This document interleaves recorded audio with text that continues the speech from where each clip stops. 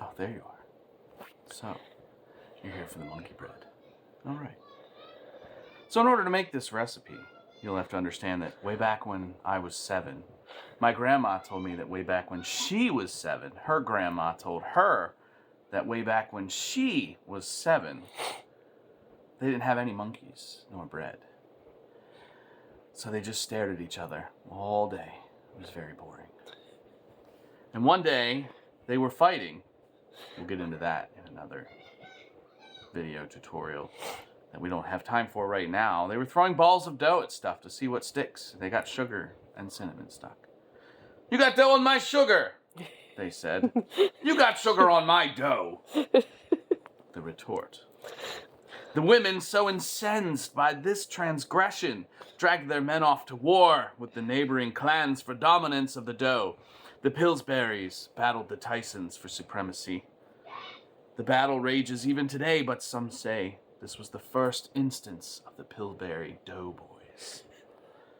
But now back to the recipe, which was handed down to me by my ancestors, the original Pillsbury Doughboys. Rest in peace, Grandpa.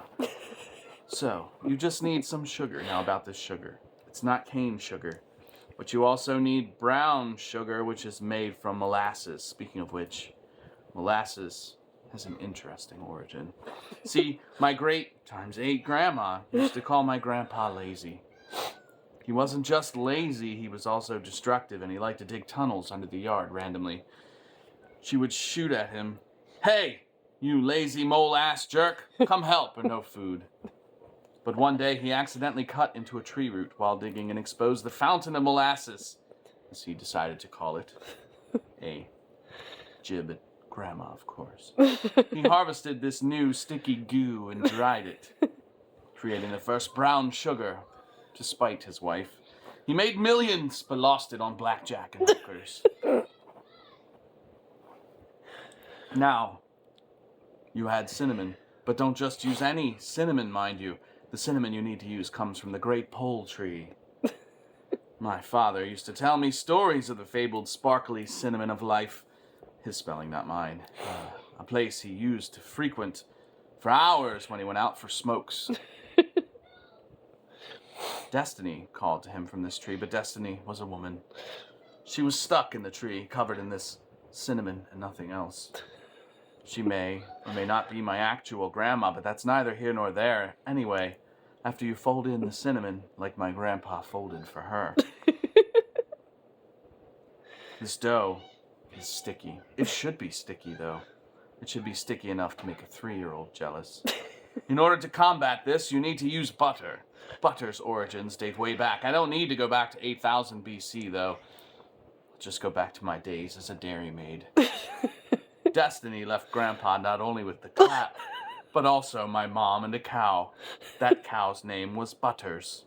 Don't ask me why.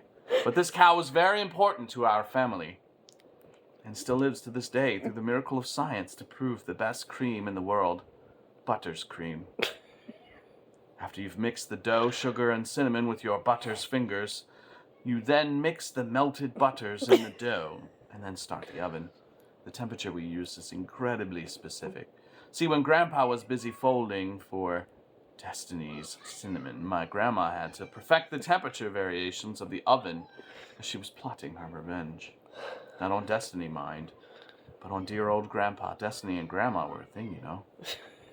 Anyway, one day Grandpa went missing after Grandma figured the perfect temperature. My mom says she heard her shout, "You son of a molasses, monkey-breaded, backstabbing bastard." Then she and Destiny went out and shared a pint while the oven cooked at 350 degrees freedom units.